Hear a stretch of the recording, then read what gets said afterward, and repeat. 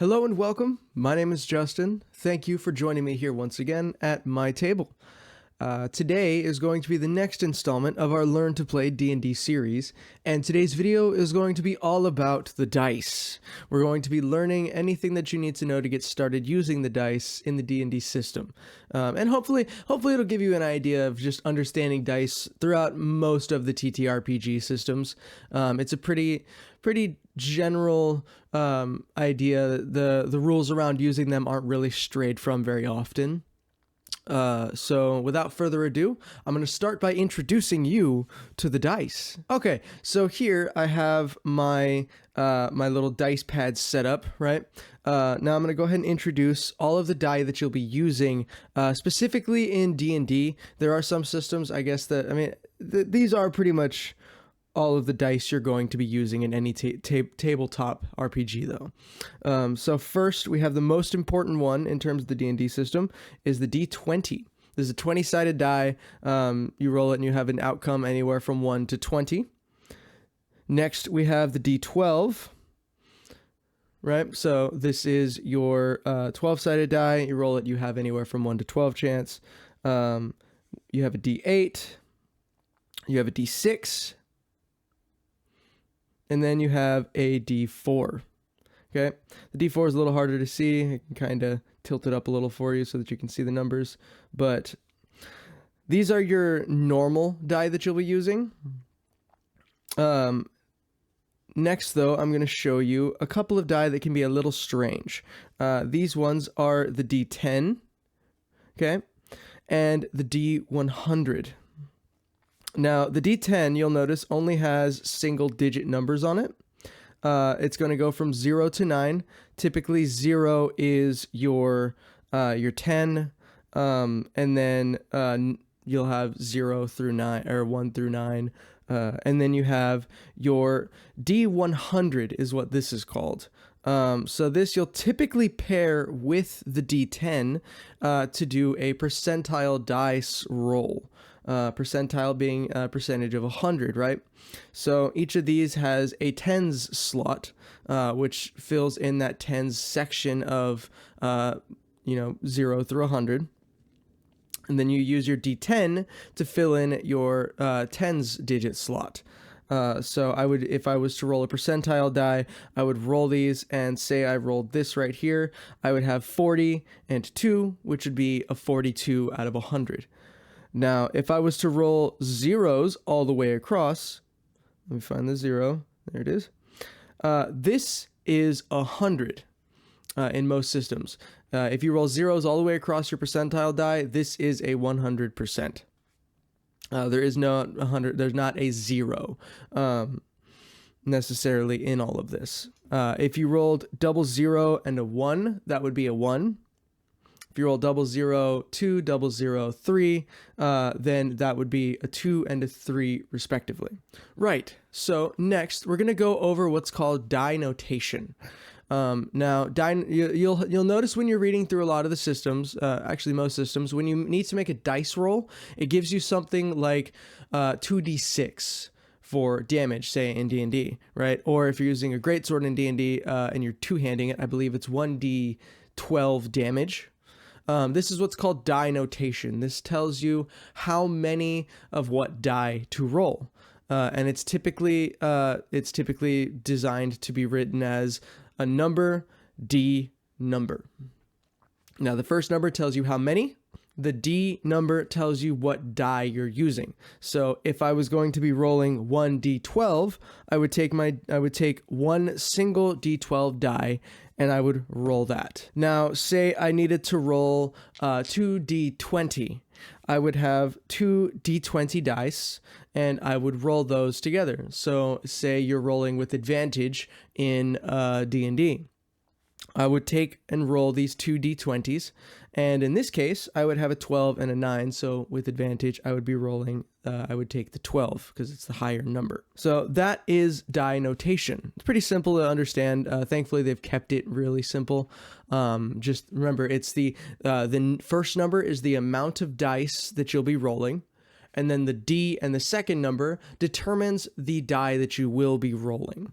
Now, there are some instances where you'll be rolling multiples of different types of die because of different modifiers. So say you're rolling an attack roll with a greatsword, so 1d12 damage, plus say you have an attack modifier from a Bardic Inspiration. Bardic Inspiration does have a modifier at some point where you can add it, where you can let people add it to attack rolls.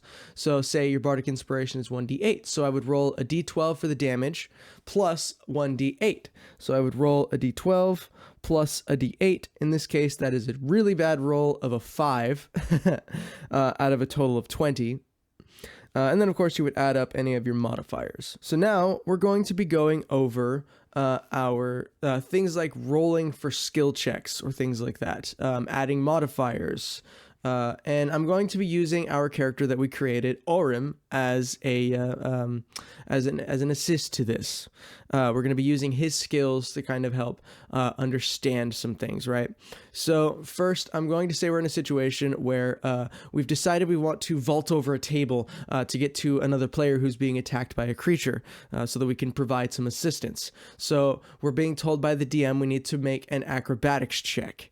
So for Orym, thankfully, I have proficiency in it, so I have a total of a +3. So when you roll a skill check in D&D, it's always a D20. D&D is what's called a D20 based system, which means that most of the rolls that you're making in order to play the game are going to be with your D20. So in this case, I'm rolling an acrobatics check to try and vault over this table. I need to roll 1d20 and I'll add +3 to the roll. So I'll take my roll.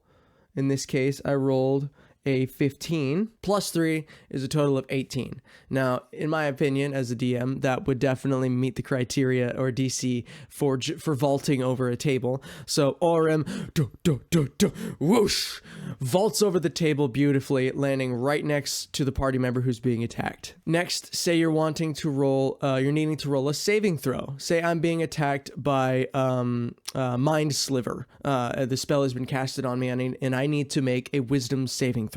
Now, Orym's Wisdom stat is only a +1, so that's not great, but still, because it is a saving throw, just like you would be rolling for a skill check, that's going to be rolled with a d20. Let's go ahead and roll that up. That's going to be a 10 on the die, +1 is going to be 11 for total for that Wisdom saving throw. Unfortunately, I do believe that the spellcaster that has casted Mind Sliver on me more than likely has a higher DC than 11, so unfortunately I fail. I'm going to take the damage, and I'll also take the debuff that comes along with Mind Sliver. So that is skill checks and saving throws. Now, the next thing that you'll probably be rolling for is going to be when you take a short rest, you can use your hit dice in order to regain some health points. So depending on the level that you are, in this case, I'm a level 1 fighter. That means that I only have 1 hit die to use. Your hit die is the die that determines your maximum HP. In this case, it's 1d10. Because I have a +3 Constitution modifier, plus I have a trait as a dwarf that gives me an extra 1 HP. I have a total of 14. Which doesn't matter for this video, but just know that 1d10 is my hit die, which means when I take a short rest, say I've taken some damage and I only have, let's say, 3 HP left, and I decide, hey, I want to roll my hit die on a short rest to try and regain some HP. So in this case, I would take my d10. That's going to be the similar die to your d100. However, this is, like I said, only the 10 slot, so it's only got single digits. So I'm going to go ahead and roll that up.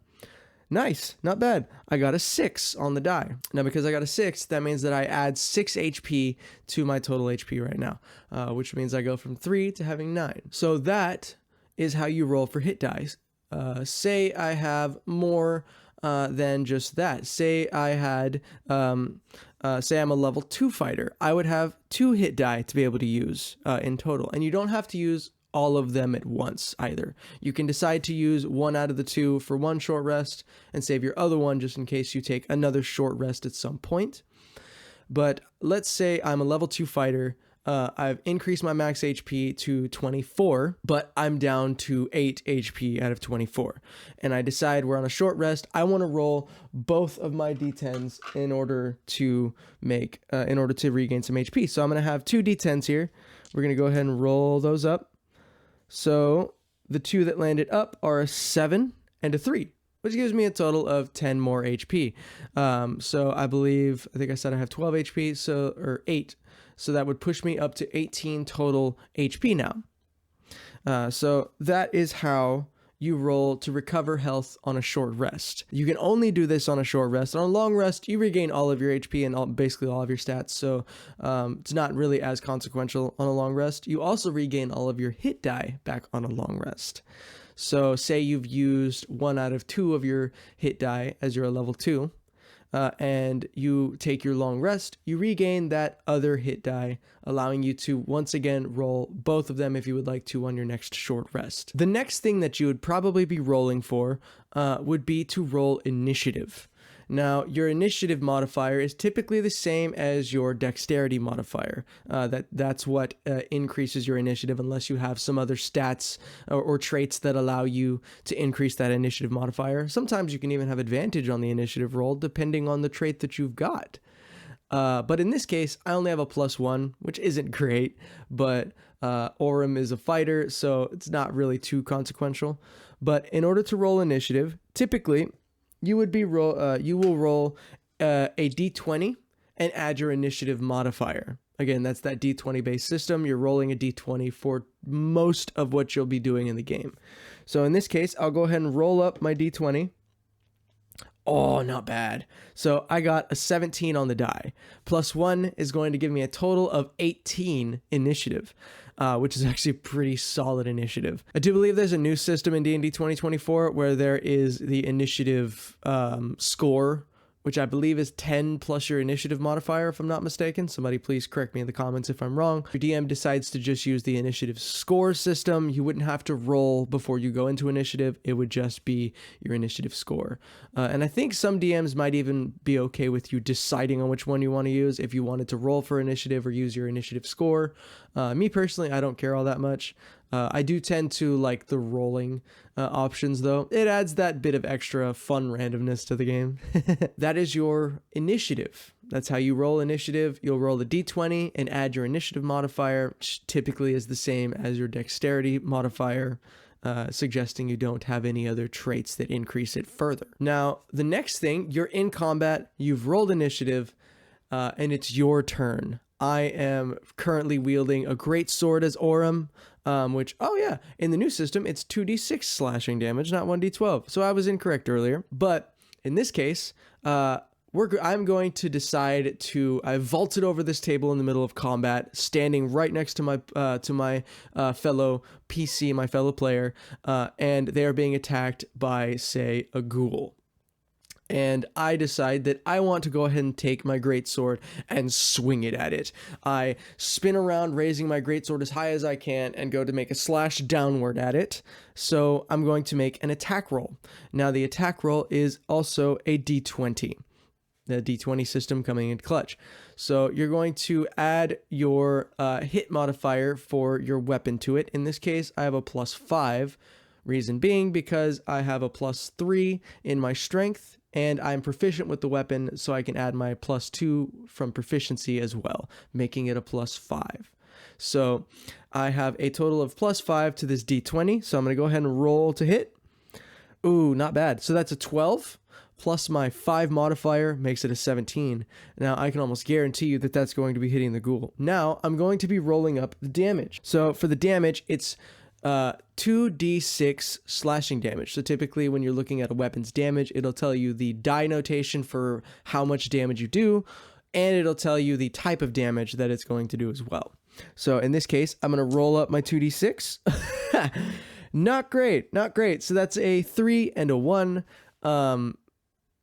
Yeah, not great. So that's a total of 4 slashing damage out of 12, which it'll do. As I drop my greatsword towards the ghoul from up above my head. Unfortunately, it dodges out of the way just fast enough to only take a nick to its shoulders. I slice off a little bit of the shoulder of the ghoul, but it doesn't affect it all that badly. So that is your attack roll, and that's how you do that in the middle of combat. The next roll that you'll probably make, say you are a mage. Orym is not a mage, but if you were, and you casted something like Firebolt, not Fireball. Fireball is a bit different. Firebolt is a spell attack, meaning that you would add your spell attack modifier instead of adding your strength and proficiency. You would instead use your spell casting modifier. Say I was a wizard, which would make it my intelligence. Say I have an intelligence modifier of +3, and I have a proficiency bonus of 2, so that would give me a +5 to my spell attacks. Meaning that, say I casted my Firebolt, I would be rolling a d20 for the spell attack roll and add my spell attack modifier, which would be the +5 in this case. So I got a 2 + 5 is 7. Probably not hitting much. I don't even think that would hit a zombie.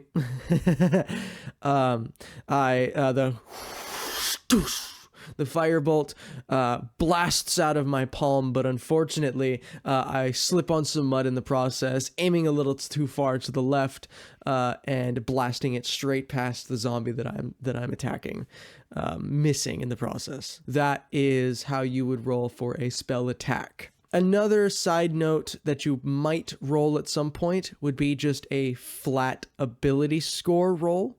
So that would be just rolling for flat strength, rolling for flat constitution or wisdom. If you're doing that, all you'd be doing is you'd roll your d20 just like you would roll with any other check. And then you would add the modifier for that specific skill. So say with Orym, my DM says, hey, I need you to make me a flat strength check, a flat strength roll, which would mean that I would roll my d20 and add my +3 that I have in strength. So that would be a total of 14 with the 11 on the die here, which is a decent roll. It's not terrible. And finally, Orym has taken a sword straight through the neck. It has cut my jugular. I can't breathe. I'm gurgling on my own blood. And I fall to the ground after dropping to 0 HP. It's getting harder to breathe. I need to make my first death saving throw. Now, in D&D, when you fall to 0 HP, you fall unconscious, and you begin to make death saving throws. Now, the way that this works is you have a total of 3 successes or 3 failures that you can make, right? On 3 successes, you stabilize. You're no longer in danger of dying without outside intervention, at least. On 3 failures, your character is dead. For each one of these checks, when it comes around to your turn in combat, you will roll a death saving throw. Now, that is a single d20 with no modifiers at all. If you roll a 10 or below, it's a failure. If you roll above a 10, it's a success. So we're going to roll my first death saving throw for Orym. Ooh, barely. I rolled an 11 on the die, so that means that I have 1 success. Now, you can also roll in between these two because it is a climbing, it's like trying to climb up a ladder, right? So on your character sheet, you'll notice that next to successes, there are your 3 dots. Next to failures, there are 3 dots. So if I rolled again and, this is where it gets interesting. I just rolled a nat 1. Nat 1 is a critical failure in this case. That means that I take 2 failures instead of 1. So now I have 1 success and 2 failures. That means that I only have 1 more chance in terms of failures to be able to live. 2 more chances than successes. Let's go ahead and roll one more time. That is a 4. Unfortunately, the blood loss was too great and it was too quick. Nobody could get to me in time to stop the bleeding. And my heart stops. My consciousness fades into darkness, and Orym dies on the battlefield. Now, say I was to roll a nat 20 instead of a nat 1. A nat 20 is in turn the opposite, 2 successes. So yes, when it comes to death saves, There's a lot of danger in it. It's very intense. It's very suspenseful. You'll roll a single d20 for each time it comes up to your turn. When you roll a 10 or below, that's a failure. You'll add 1 dot to your failure. If you roll a 1, that's 2 failures. You'll add 2 dots to the failure section. If you roll above a 10, that's a single success. And if you roll a nat 20, that is 2 successes. And that is how you'll roll your death saving throws. Right. Now, I do believe that that is really all that you'll need to know in terms of using your die, specifically in D&D. And I also hope I gave you some better understanding of how to use your die in most tabletop systems. Other systems are, say, D12 based systems, or I haven't seen it, but maybe a D6 or a D8 based system. But the base of the system determines the die that you'll be using the most. Again, in D&D system, it's a D20 based system, meaning that you use your D20 for ability checks, for skill checks, for saving throws, for attack rolls, for death saves, all of that. It's your majority die that you will be using when playing through Dungeons & Dragons, specifically 5e. I hope that this video gave you a little bit more of a deeper understanding of using your die. If you liked it, please go ahead and hit the like button. Give me a comment if you liked this video, if you have any suggestions for things to do in the future, or if there's things that I missed in this video that you might have some greater knowledge on, please leave it in the comments. I would really appreciate that. But thank you for allowing me to be your link into the world of tabletop role-playing games, and I hope you have a wonderful day.